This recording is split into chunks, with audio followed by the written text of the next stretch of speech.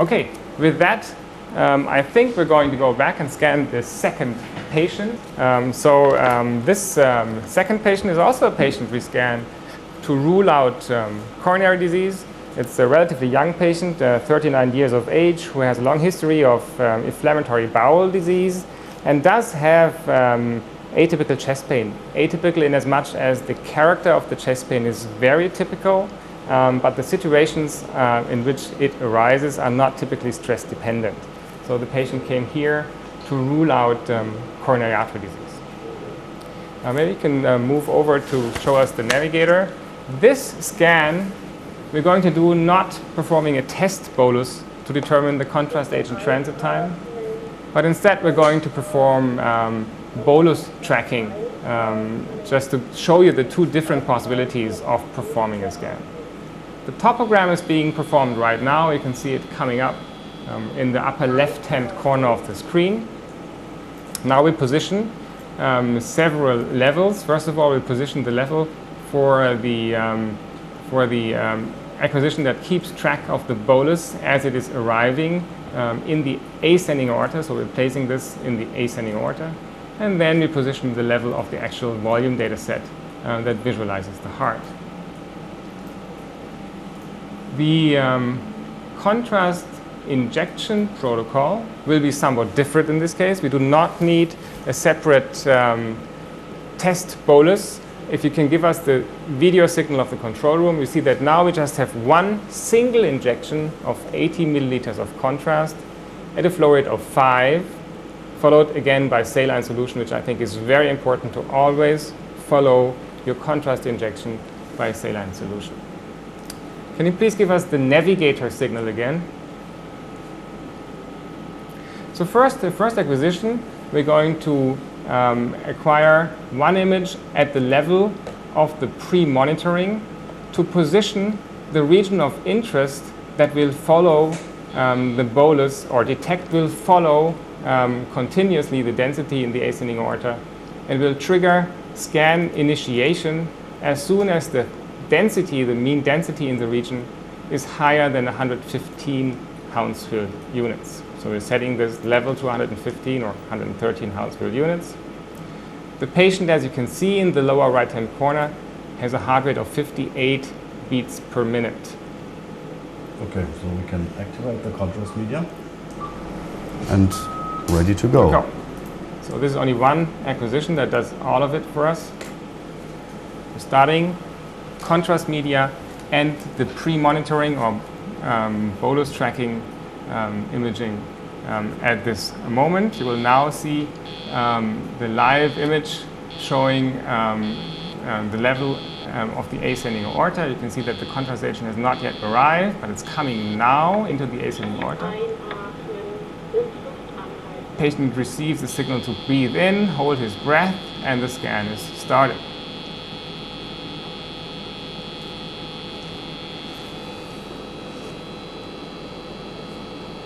Okay, that's it. Okay, this is it for this patient. The scan is done, and now we immediately go to reconstructing the images. Of course, all of these patients are scanned using EKG pulsing, so full radiation dose is applied only in the time instant in the cardiac cycle that is indicated in red, if you can see that, if you can appreciate it. And the time window which we will use to reconstruct the images at the moment, 65%, is indicated by a gray shading. On the upper right-hand corner, you can see the images coming up as they are being reconstructed with 0.6 millimeter slice thickness and an overlap to somewhat create smoother images. So 0.6 millimeter slices we are reconstructing in this patient. Overlap is 0.4 millimeters at this stage. So to evaluate the images, we'll switch back to the wizard workstation again, and let's call up this patient in the 3D card that permits to navigate through the data set.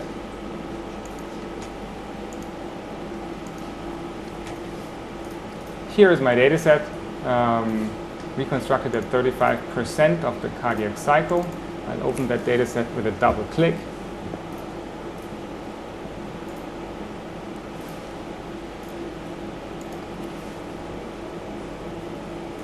Here are the images, 340 images that we have created in this case. And again, I would like to ask you to follow the left bottom image as I move up and down through the data set. Let's go all the way upwards. This is where we initiated the scan.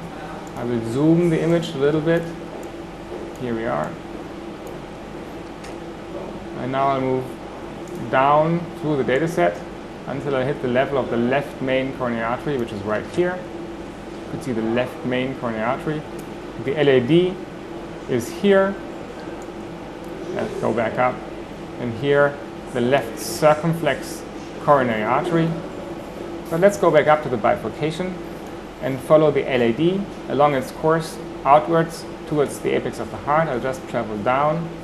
You can see side branches coming off here and here.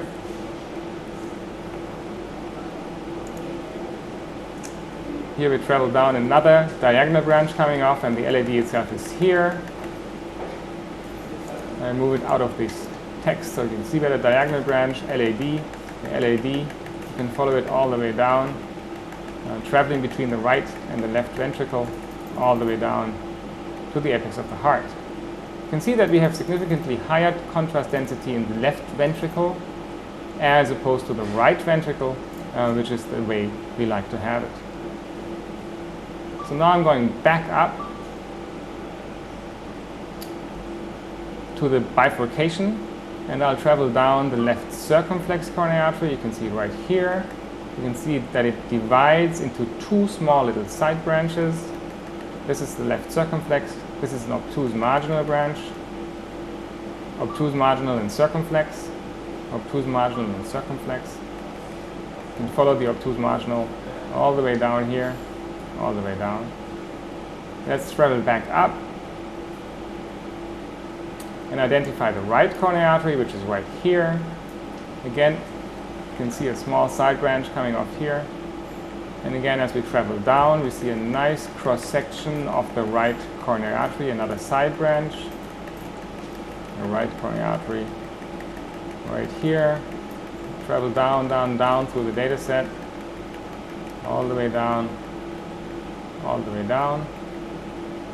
And here we can see the distal parts of the right coronary artery here as a PDA, posterior descending coronary artery. Let's travel back up, and again I'd like to show you that using MIP reconstructions with a thickness of about 5 millimeters, you can visualize longer segments of the coronary arteries, and it's easier to identify the origin of side branches. So now you can see long stretches of the left circumflex, of the LAD and of diagonal branches. You can see a very tiny little branch coming off the left circumflex coronary artery. Here's the bifurcation, LAD to the third diagonal branch, which then again branches. And we can follow the LAD all the way down here. And also for the distal right coronary artery, now it's possible to visualize longer segments of that vessel. Let's travel back up. Just to give you an impression of how to render a curved multiplanar reconstruction, I will now create a plane that follows the course of the right coronary artery through the data set in order to try and visualize the right coronary artery in one single image and display that.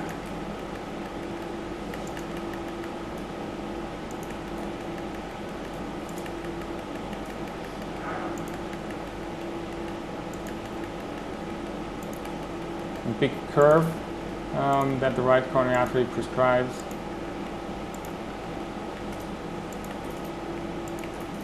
And a double click will now produce the right coronary artery here in the lower right hand corner. I can zoom that a little bit.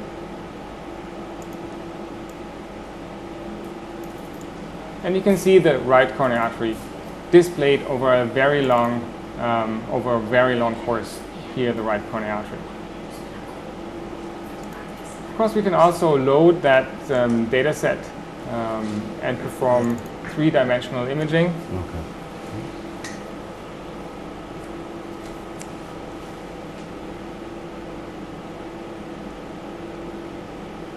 Loading the data set into the so-called in-space module.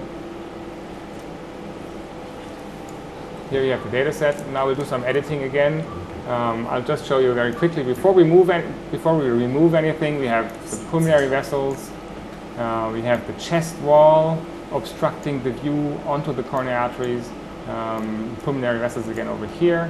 And we'll try to get rid of a few of those structures very quickly by doing some editing. Just go around the chest wall and remove it.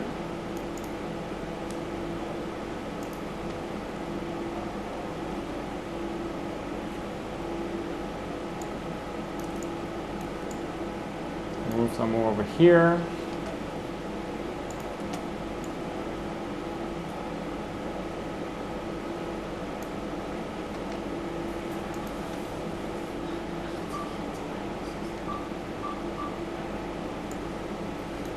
So now you start appreciating.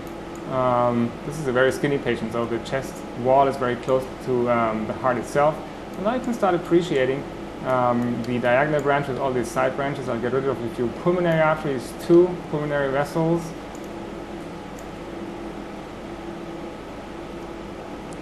Removing those.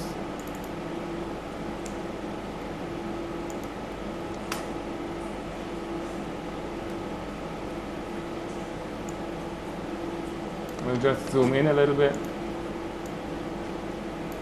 to show you the data set that we have created.